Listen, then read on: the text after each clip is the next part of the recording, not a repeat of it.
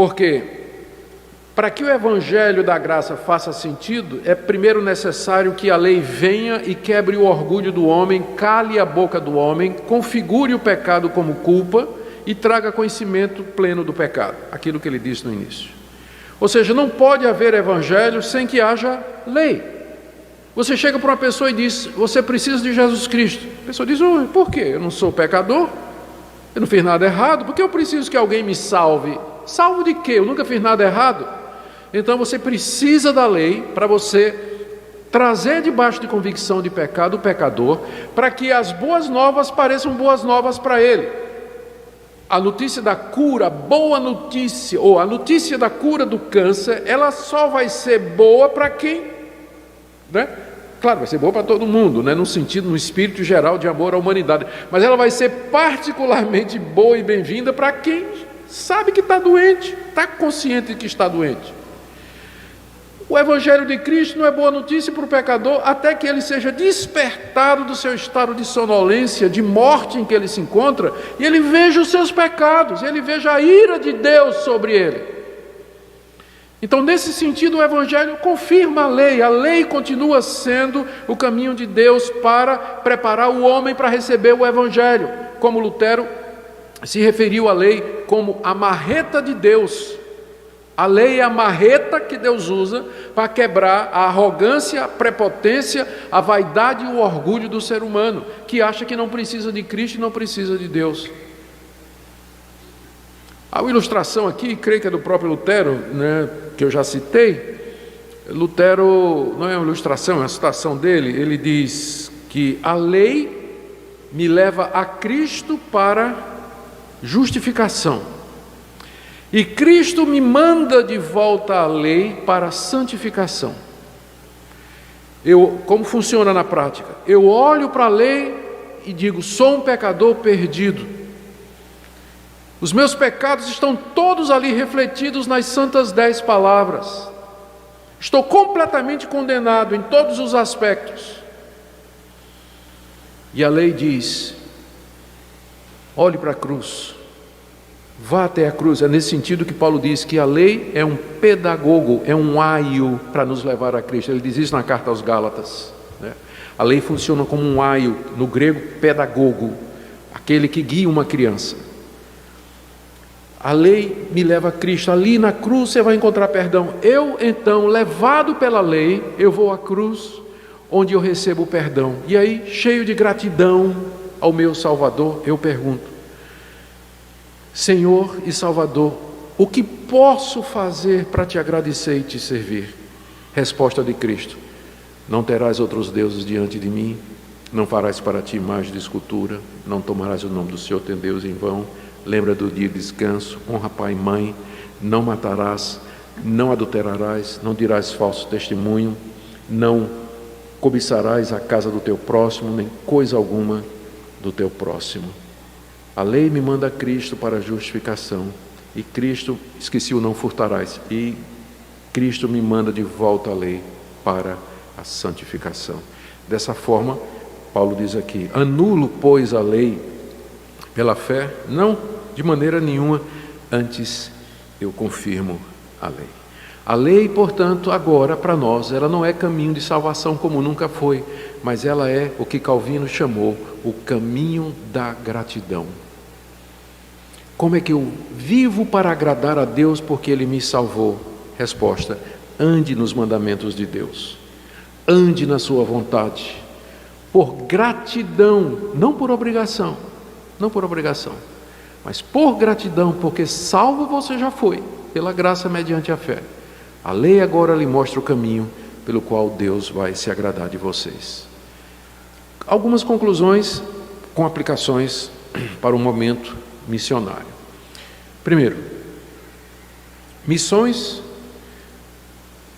onde isso não é pregado, esse evangelho de Cristo não é pregado, pode ser feita por qualquer ONG, distribuir balinha, fazer caridade, ajudar os doentes, ensinar os indígenas a cultivar mandioca, ensinar o ribeirinho a plantar, a furar poços de água, Qualquer ONG faz isso.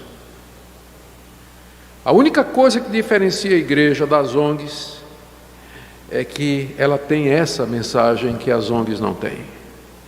E é isso que torna a missão o que missão é. Não vamos confundir ação social com missão. Claro, se nós pudermos, ao mesmo tempo em que nós vamos anunciar o Evangelho, fazer o bem, lembremos que boas obras fazem parte da lei. O resumo da lei qual é? Amarás o Senhor teu Deus de todo o coração e ao teu próximo como a ti mesmo. Como decorrência do Evangelho, eu posso ajudar as pessoas a viverem melhor. Mas isso em si não é o Evangelho, mas uma decorrência dele. Então, claro, podemos usar de todos os meios, pontes para nos conectar com as culturas, com os povos, com as sociedades, com determinadas classes sociais ou outros grupos, mas isso apenas funciona como o caminho para que eu apresente a eles o Evangelho da graça de Deus em Cristo Jesus, como Deus justifica pecadores mediante a sua graça pela fé. Essa é a primeira aplicação que eu queria fazer dessa exposição. Segunda, essa mensagem entendida na sua pureza e na sua clareza é o maior estímulo que um missionário pode ter. Porque a conclusão óbvia disso aqui é que Deus pode chamar qualquer pessoa, que não tem ninguém que tenha pecado tanto, tão profundamente, que a graça de Deus não possa alcançá-lo. Paulo fala aqui de maneira genérica, Deus justifica pecadores.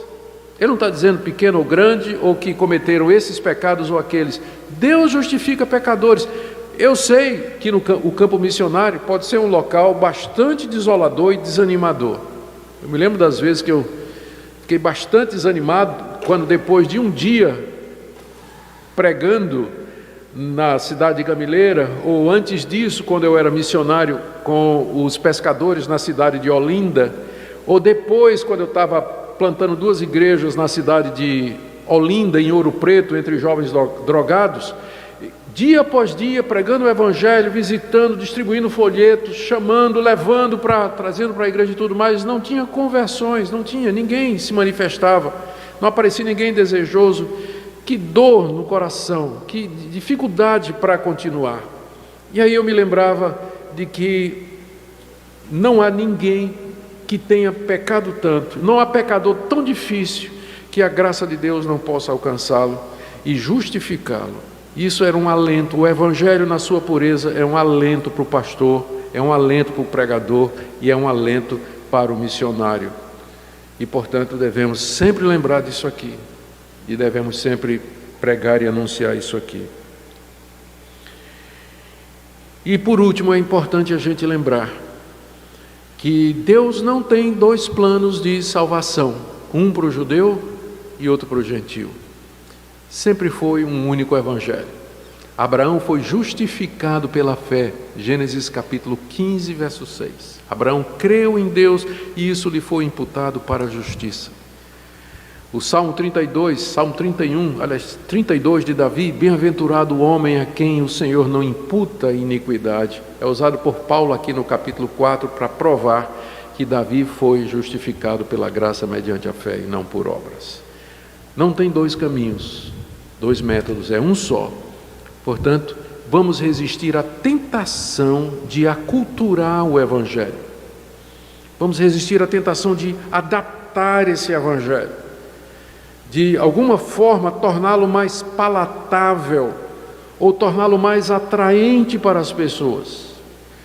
O poder do Evangelho consiste na sua pureza, em que ele foi dado por Deus e nós devemos pregá-lo assim. Existem algumas circunstâncias na vida da igreja que podem ser adaptadas ao contexto em que nós vivemos, à sociedade em que nós vivemos, mas o Evangelho é inegociável, porque ele é, segundo o apóstolo Paulo no início da carta, o quê? Não me envergonhe do Evangelho, porque ele é o poder de Deus para a salvação de todo aquele que crê. Que Deus continue a abençoar vocês como igreja missionária, despertando vocações entre vocês e dando condições a vocês para apoiar esse trabalho tão importante, que é o trabalho prioritário da igreja. Amém? Deus abençoe vocês.